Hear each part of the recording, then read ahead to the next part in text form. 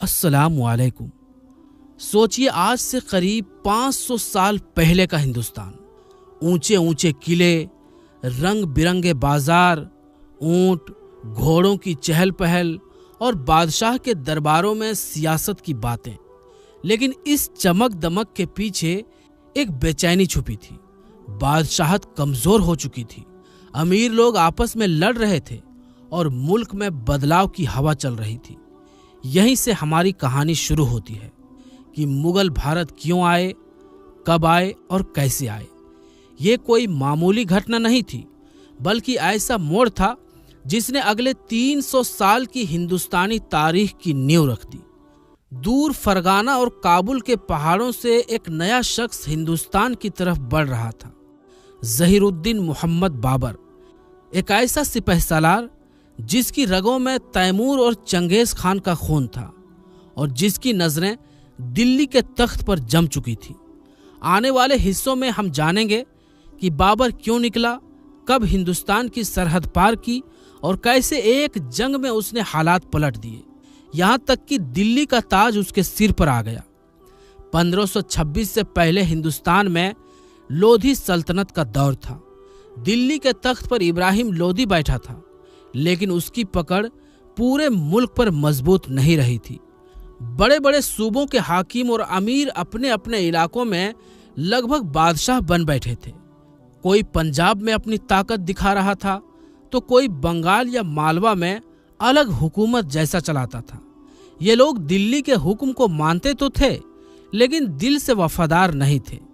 दरबार में अमीरों और सरदारों की आपसी रस्साकसी ने हालात और बिगाड़ दिए। छोटी छोटी बातों पर झगड़े, साजिशें और एक दूसरे को नीचा दिखाने की कोशिश आम थी। शहरों और बाजारों में जिंदगी चल तो रही थी, कारीगर अपना काम कर रहे थे, मसालों और कपड़ों का सौदा हो रहा था, लेकिन सियासी माहौल में एक बेचैनी थी। लोग महसूस कर रहे थे कि मुल्क का निजाम कमजोर पड़ रहा है और बाहर से कोई ताकत अगर हमला करे तो उसे रोकना मुश्किल होगा। ऐसे ही हालात में दूर काबुल पर बैठा बाबर हिंदुस्तान को एक आसान निशाना समझने लगा और यही बेचैनी आने वाले बड़े बदलाव की निशानी साबित हुई। बाबर का असली नाम था ज़हीरुद्दीन मोहम्मद बाबर। वो एक ऐसी खानदान से था जिसकी नसों में दो बड़ी सल्तनतों का लहू दौड़ता था। एक तरफ तैमूर लंग, जो हिंदुस्तान तक को फतह कर चुका था, और दूसरी तरफ चंगेज खान, जिसने आधी दुनिया जीत ली थी। बाबर का बाप उमर शेख मिर्जा फरगाना का हाकिम था, जो आज के उज़्बेकिस्तान के इलाके में आता है। बाबर की जिंदगी की शुरुआत ही आसान नहीं थी। वो सिर्फ 12 साल का था जब अपने वालिद की मौत के बाद फरगाना का छोटा सा तख्त उसे मिल गया। इतनी छोटी उम्र में बादशाह बनना आसान नहीं होता। न तजुर्बा, न ताकत, और चारों तरफ दुश्मन ताक में बैठे हुए। उसके चाचा और करीबी रिश्तेदार भी मौका देखकर उसकी हुकूमत छीनने की सोचते थे। कम उम्र के बावजूद बाबर में एक सिपहसालार का दिल और दिमाग था। कभी किले की घेराबंदी झेलता, कभी अपने छोटे से लश्कर के साथ दुश्मनों का मुकाबला करता। ये शुरुआती मुश्किलें ही उसके अंदर वो हिम्मत और चालाकी लेकर आईं जो आगे चलकर उसे हिंदुस्तान के तख्त तक ले जाने वाली थी। फरगाना के सियासी उठापटक में बाबर कई बार तख्त से बेदखल भी हुआ, लेकिन उसने हार नहीं मानी। साल 1504 में अपनी छोटी सी फौज के साथ उसने काबुल की तरफ रुख किया। उस वक्त काबुल का निजाम बिखरा हुआ था और कोई मजबूत हाकिम नहीं था। बाबर ने चालाकी और जुर्रत के साथ वहां फतह हासिल की और काबुल उसका नया मरकज बन गया। काबुल पर कब्जा करने के बाद बाबर ने सबसे पहले अपने लश्कर को मजबूत किया, आसपास के इलाकों को काबू में लिया और खजाने की हालत सुधारी। उसने पहाड़ी किलों और रास्तों को महफूज किया ताकि बाहर से आने वाले खतरों से बचा जा सके। काबुल का इलाका सिर्फ फौजी लिहाज से नहीं, बल्कि कारोबार और सप्लाई के लिहाज से भी उसके लिए अहम था। यही जगह आगे चलकर बाबर की हिंदुस्तान की तरफ बढ़ने की तैयारी का असली ठिकाना बनी। काबुल में ताकत जमाने के बाद बाबर की निगाहें हिंदुस्तान पर पड़ी। उस वक्त दिल्ली के तख्त पर इब्राहिम लोदी बैठा था। इब्राहिम अपनी सख्ती और सख्त मिजाजी के लिए मशहूर था। दरबार में अमीरों और सूबेदारों के साथ उसका बर्ताव अक्सर तौहीन भरा होता।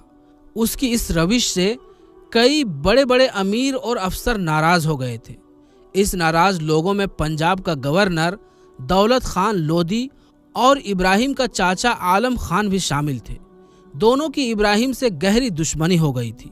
उन्होंने बाबर को खत लिखकर बुलाया और कहा कि अगर वो दिल्ली आए तो वे उसकी मदद करेंगे और इब्राहिम लोधी को हटाकर उसे तख्त दिलाएंगे। बाबर पहले भी कई बार हिंदुस्तान में छोटे मोटे हमले कर चुका था, लेकिन इस बार उसका इरादा साफ था।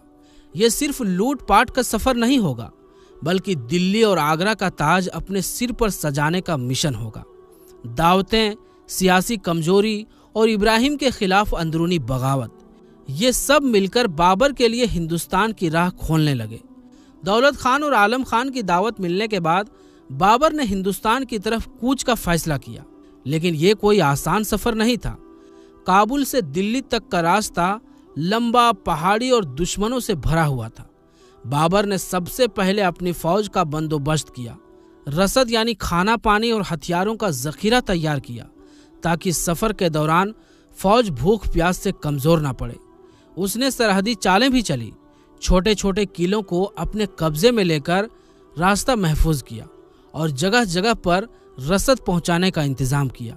बाबर के पास उस वक्त की सबसे बड़ी बढ़त उसका तोप खाना था, जो उसने तुर्की तरीके से तैयार कराया था। बड़े बड़े लोहे के तोप और चलती फिरती बंदूकें यानी जंबूरक उसके लश्कर के साथ थी। उनका इस्तेमाल हिंदुस्तान की जंगों में नया और हैरान कर देने वाला था।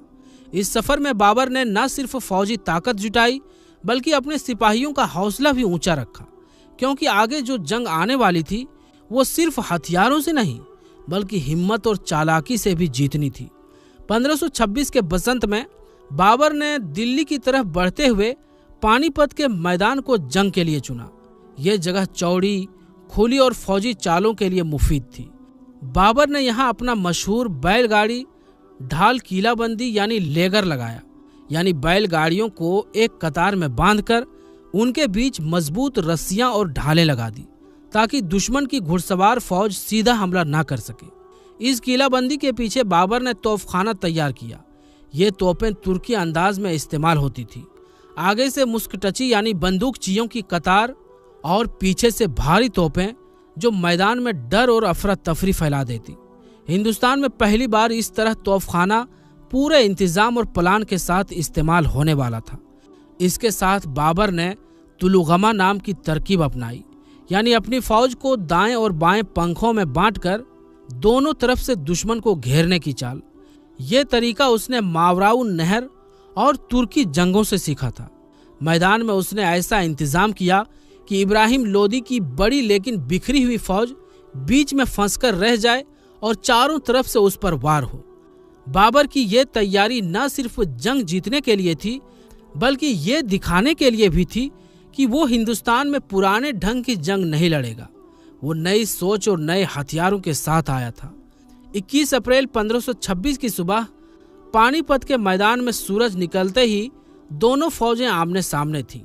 इब्राहिम लोदी के पास तकरीबन 1 लाख सिपाही और सैकड़ों जंगी हाथी थे, जबकि बाबर की फौज संख्या में कम थी, लेकिन अनुशासन और चालों में कहीं आगे।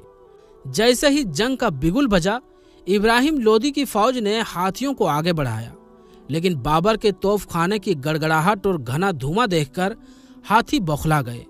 कई हाथी अपने ही सिपाहियों की तरफ भाग पड़े, जिससे लोदी की पहली कतारों में अफरा तफरी मच गई। उस वक्त बाबर ने अपनी मशहूर तुलुगमा चाल चलाई। दाएं और बाएं किनारों से तेज रफ्तार घुड़सवारों ने धावा बोला और बीच में उस्ताद अली कुली के तोपखाने और मुस्तफा रूमी के मुस्कटची यानी गनर लगातार गोलियां बरसाते रहे। बाबर की गाड़ियों की मजबूत किलाबंदी यानी अरबा तबर चंगी ने बीच का मोर्चा थामे रखा। लोदी की फौज, जो पहले ही कमजोर पड़ चुकी थी, पीछे हटने लगी और आखिरकार मैदान छोड़ दिया। दोपहर तक इब्राहिम लोदी खुद भी जंग में मारा गया। उसके गिरते ही लोदी सल्तनत का झंडा जमीन पर आ गया और बाबर ने फतह का ऐलान कर दिया। यह सिर्फ एक जंग की जीत नहीं थी, यह हिंदुस्तान की सियासत में एक नए दौर की शुरुआत थी, जिसमें बाबर का नाम हमेशा के लिए दर्ज हो गया। पानीपत की फतह के बाद बाबर सीधा दिल्ली और फिर आगरा पहुंचा। दिल्ली के तख्त पर बैठते ही उसने सबसे पहले मुल्क के इंतजाम को संभालने का काम शुरू किया। खजाने की हालत देखी, फौज को दुरुस्त किया और उन अमीरों को इनाम दिया जिन्होंने जंग में वफादारी दिखाई थी। उन्होंने नए सूबेदार और काजी तैनात किए ताकि हर इलाके में कानून और इंसाफ का अमल हो सके। बाजारों में फिर से रौनक लौटने लगी। व्यापारी, दस्तकारी और आम लोग धीरे धीरे इस नए दौर को अपनाने लगे। बाबर को पता था कि सिर्फ जंग जीतना काफी नहीं, बल्कि मुल्क को स्थिर करना असली काम है। इसलिए उसने फौज के साथ साथ शहरों की अमानत और सुरक्षा पर भी ध्यान दिया ताकि दिल्ली और आगरा में लोग चैन की सांस ले सके। पानीपत की फतह ने पूरे हिंदुस्तान का सियासी नक्शा बदल दिया। दिल्ली की गद्दी पर बैठने के बाद बाबर ने कई सूबों और इलाकों में अमीरों की तैनाती बदल दी। जिन लोगों ने लोधी सल्तनत के दौर में ताकत जमा कर रखी थी, उन्हें या तो हटा दिया गया या फिर नए मराकज में भेज दिया गया। इस बदलाव का असर दूर दराज के इलाकों तक पहुंचा। कई पुराने सूबेदार और नवाब या तो बाबर के साथ वफादार बन गए या फिर उन्होंने बगावत की कोशिश की, मगर बाबर की फौजी ताकत और सख्त इंतजाम के सामने ज्यादातर बगावतें दबा दी गई। हिंदुस्तान के सियासी नक्शे पर यह एक अचानक और बड़ा मोड़ था। जहां कल तक लोधी सल्तनत का राज था, वहां अब एक नई ताकत यानी मुगल सल्तनत कदम जमा चुकी थी। बाबर की हुकूमत में इंसाफ को सबसे अहम माना गया। चाहे कोई अमीर हो या गरीब, मुसलमान हो या गैर मुसलमान, कानून सबके लिए बराबर था। अदालतों में फैसले बिना लालच और डर के सुनाए जाते थे और गुनहगार को सजा देने में देर नहीं होती थी। फौज में भी बाबर ने सख्त अनुशासन रखा। चोरी, जुल्म या बेमतलब की लड़ाई झगड़े की इजाजत नहीं थी। सिपाही से लेकर अफसर तक सबको अपने काम और हद में रहने की पाबंदी थी। गैर मुस्लिम रैयत को भी अपने मजहबी अमल की पूरी गुंजाइश दी गई। मस्जिदों की तामीर और इबादत के साथ साथ बहुत सी मंदिर और दूसरी इबादत गाहें भी महफूज रही। बाबर का मानना था कि हुकूमत का मकसद अमन और इंसाफ देना है, न कि जबरदस्ती मजहब बदलवाना। बाबर सिर्फ एक जंग जीतने वाला सिपाही सालार नहीं था, बल्कि इल्म और अदब का भी शौकीन था। उसने अपनी जिंदगी के तजुर्बे, जंगों के किस्से और सफर की बातें अपनी मशहूर किताब बाबर नामा में लिखी। यह किताब उस जमाने की जिंदगी, कल्चर और सोच को साफ साफ दिखाती है। उसे शेर व शायरी का भी शौक था। फारसी और तुर्की जबान में अच्छे अच्छे अशार कहता था और अदबी महफिलों में हिस्सा लेता था। बाबर को बाग बनाने का बहुत शौक था। जहां भी ठहरता वहां फूल, पौधे, पानी की नहरें और तालाब जरूर बनवाता। उसके बनाए बाग बाद में मुगल बागों की पहचान बन गए। पानी, हरियाली और खूबसूरती से उसका ये लगाव दिखाता था कि वो सिर्फ जंग का माहिर नहीं था, बल्कि नफासत पसंद और खूबसूरत चीजों को चाहने वाला इंसान भी था। बाबर ने सिर्फ 4 साल हिंदुस्तान पर हुकूमत की, लेकिन इन 4 सालों में उसने एक ऐसी सल्तनत की बुनियाद रख दी जो 300 साल तक कायम रही। पानीपत की फतह के बाद उसने दिल्ली और आगरा को अपना मरकज बनाया, फौज को मजबूत किया और मुल्क में अमनो अमान कायम किया। 1528 में अयोध्या के रामकोट किले में उसने बाबरी मस्जिद तामीर करवाई, जो उसकी फारसी अंदाज की मजबूत और खूबसूरत इमारत थी। इसके अलावा उसने कई बाग और पानी की नहरें बनवाई, जिनसे मुगल बागबानी का अंदाज हिंदुस्तान में आया। 26 दिसंबर 1530 को बाबर का इंतकाल आगरा में हुआ। अपनी वसीयत में उसने हुक्म दिया कि तख्त उसका बेटा हुमायूं संभाले। शुरू में बाबर को आगरा में दफन किया गया, मगर बाद में उसके जसदे खाकी को काबुल ले जाकर बागे बाबर में दफन किया गया, वही बाग जिसे उसने अपने हाथों से सजाया था। बाबर के बाद हुमायूं ने गद्दी संभाली और फिर अकबर, जहांगीर, शाहजहां, औरंगजेब जैसे बादशाह आए, जिन्होंने इसी बुनियाद पर अपनी अपनी इमारत खड़ी की। बाबर की असली विरासत उसकी फौजी सतहों के साथ साथ उसका अदल, इल्म व अदब से लगाव और हिंदुस्तान से मुगल सल्तनत की मजबूत शुरुआत थी। उसकी वसीयत के मुताबिक उसका बड़ा बेटा हुमायूं दिल्ली के गद्दी पर बैठा।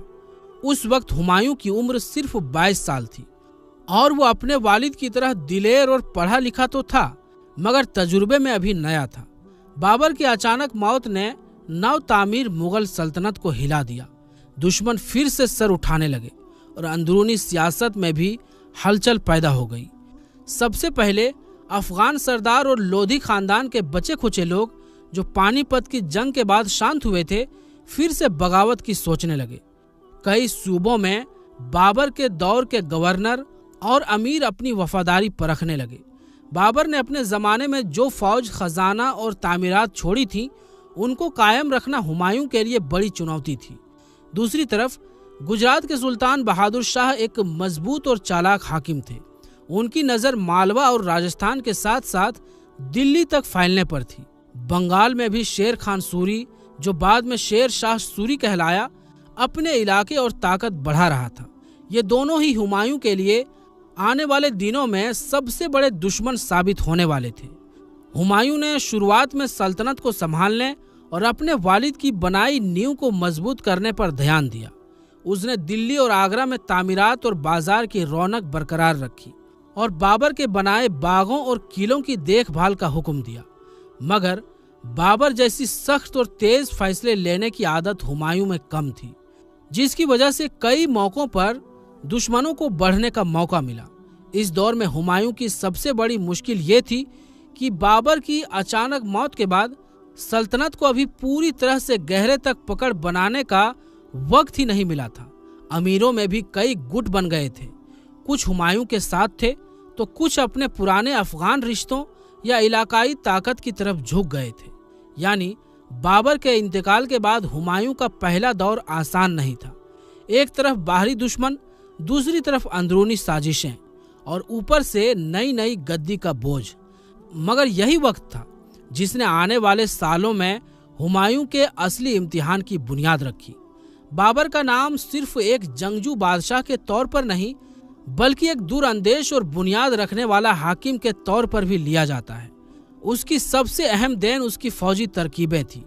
पानीपत की पहली जंग में बाबर ने तोपखाना और तुर्की अंदाज की तुलुगमा चाल इस्तेमाल की, जिसमें फौज को दाएं बाएं से घेर कर दुश्मन को तोड़ा जाता था।